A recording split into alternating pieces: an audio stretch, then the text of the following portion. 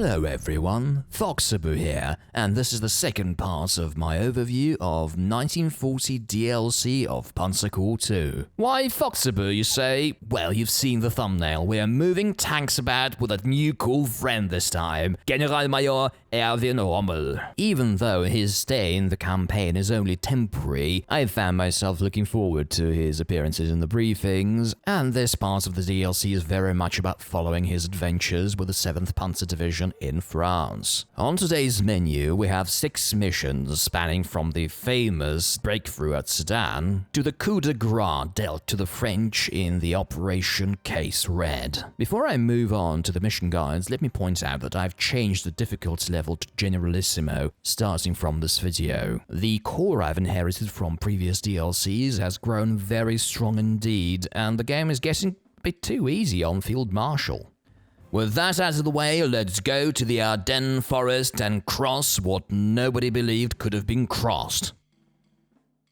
I'd like to preface this bit with a rather ironic spoiler warning. Although I usually spoil all the secrets in these guides, the main objective of this mission is a secret of its own, and I urge you to explore it yourself. And a bit of history knowledge and just looking up the Ghost Division and its movements in these forests will help you out a lot. But now let me spare you all the googling and say that you have to cross a Dinant because Rommel did in real life. So you should certainly send a small detachment, mostly infantry and artillery, but maybe a tank, and obviously a bridging unit because there's no bridgelet. And while there will be some resistance on the way, there's nobody in Dinant, and Dinant actually hides one of the 3 secrets this map has, and it's pretty good Panzer recon vehicles. Once you cross at Dinant, advance towards Chimay, because that's where Rommel is. You will see some resistance, but not too much. Your main force should advance towards Sedan and help the 1st Panzer Division take the town, and unexpectedly meet General de Gaulle and his fearsome Sharpie 1 tanks. Whoops! Anyway, he'll return more than once. He is the nemesis of the 1940 DLC. Keep in mind that this is a big map, and capturing the airfields in the west might be a good idea, especially the one next to Ravenne. It hides another secret, even though in this case it's rather crappy French bombers. The last secret is under the flag in the southeast of the map. You'll get a few tanks there.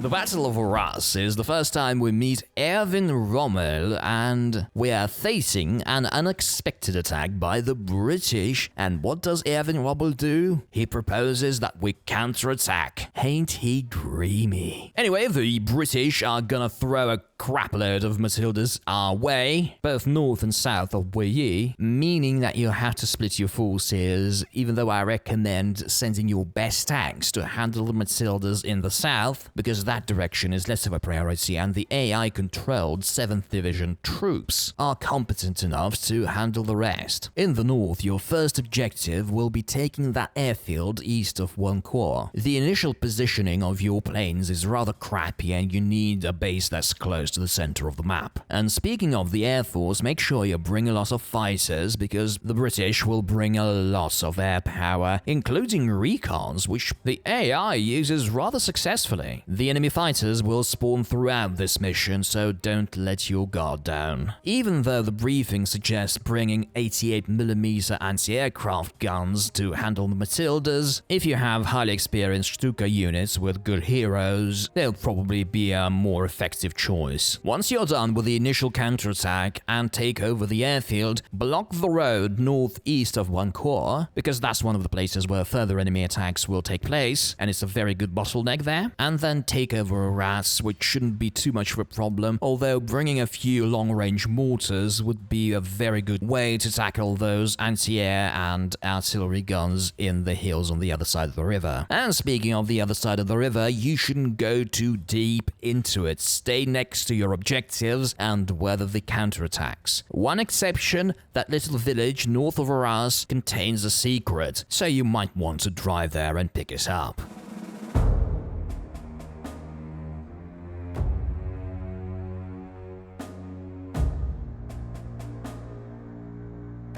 Once you start the siege of Lille, you'll be given an option of going together with the 7th Division and attacking the city from the west, or letting the AI-controlled troops handle things there, and deploying in the east and trying to encircle the city, which is actually the thing you should do. The units of the 7th Division are very strong indeed, and they are very capable of taking the objectives west of Lille and blocking that river crossing south of it, enabling you to encircle the city. Moving north, you will encounter very little resistance, so you can just go ahead and plunge towards Kortrijk. Set up an encirclement cordon as you advance, and make sure you maintain visual contact with the encircling units of the AI-controlled division. I don't know if it's intentional or just a glitch, but if you don't see a particular encircling unit of the yellow faction, there will be no encirclement, even if technically it should be there. So once you have completed your part of the encirclement, send out that recon plane to get it actually working. Once Lille is encircled, its defenders are not going to be too much of a problem, but make sure you keep some defenders in Kortrijk because there will be an armored counterattack by the French. So keep defending the city and don't cross the river.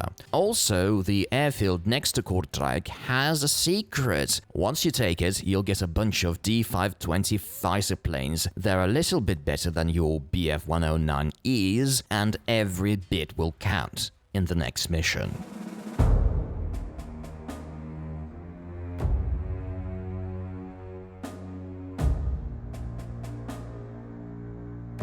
The optional Dunkirk mission shouldn't be optional because it's fun and rather unique. In it, you are only allowed to bring planes, and you will have to face one of the biggest fear of every Panzer Corps player, which is sending your bombers against AA guns. And I think that's something you'll have to do first in this mission. The British will have a considerable amount of fighters in this mission, and they will keep respawning on the other side of the channel. So it might be a good idea to start in the south, destroying AA guns and lorries where the fighters can't reach you, and then go up north and handle the ships, actively supporting your bombers with your fighters. Make sure you have enough of those because there will be a lot of fighting in the air. By the way, the escort and transport ships are locked in this map. They can't get away, so they can wait. You will also be offered to spend 7 command points on a particular unique hero, and do so because he's worth it.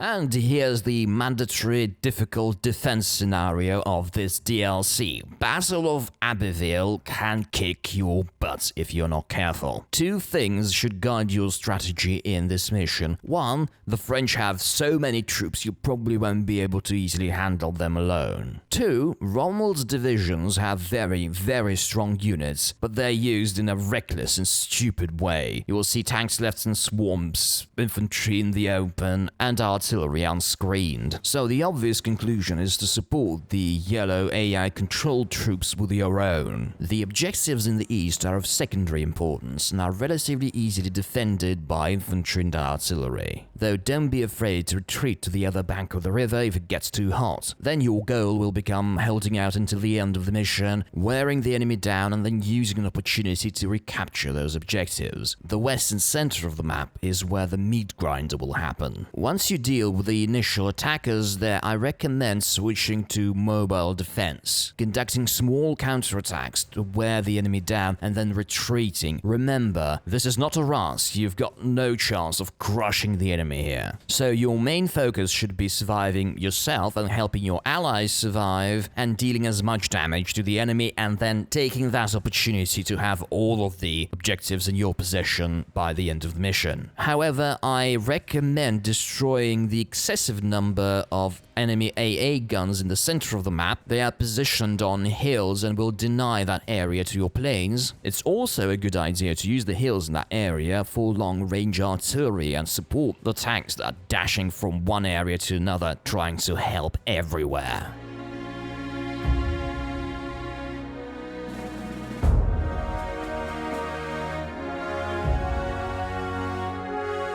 After the Battle of Abbeville, the Neufchateau mission will seem like a walk in the park. Well, That is, unless you know something about it already. Your first task is to encircle the enemy defenses north of Saint-Dizier. The enemy are not particularly active in that area and you will not have too much trouble establishing a cordon. The only lifeline of these defenders is the bridge southwest of Saint-Dizier, and you can easily cut it off with paratroopers. It's not well defended. Just don't rush the airborne landing there. There are enemy mobile troops that will not hesitate to counterattack. That one's separate objective in the northwest can be dealt with later once you take Saint-Dizier. And at this point, you should send your best troops, your best tanks, most of your artillery, and your best bombers to Neufchateau. It might not look like much, but it's got the best French troops you've ever seen, including the enormous Char C2 tanks, and obviously the last sighting of de Gaulle,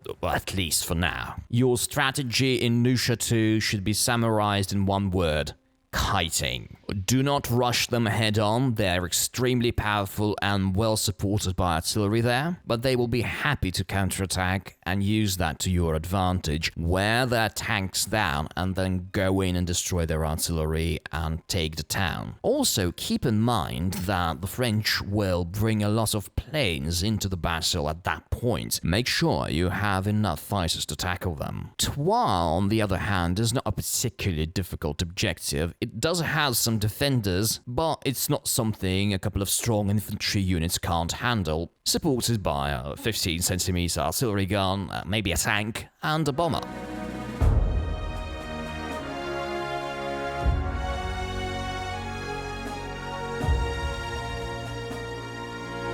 And that's it for today, everyone. It's been very nice hanging out with the Desert Fox in his pre-desert period. But it's time for us to part ways, and it's time for us to go invade Britain. An ahistoric branch of the campaign, unprecedented in these Chronicle-style ground campaign DLCs that Panzer Corps franchise has had. But that will come in part 3 of my 1940 DLC video series, in which I'll cover England, the Balkans, and give my final conclusions about the 1940 parts of the Axis operations.